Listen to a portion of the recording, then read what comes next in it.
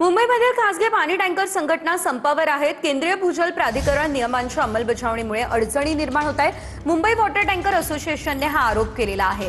केंद्राच्या नवीन नियमांच्या निषेधार्थ वॉटर टँकर चालकांचा संप आहे। मुंबईमधील बांधकाम प्रकल्पांसह रुग्णालय, रेल्वे सेवा आणि इतर सेवांना फटका बसण्याचा अंदाज व्यक्त केला जातोय।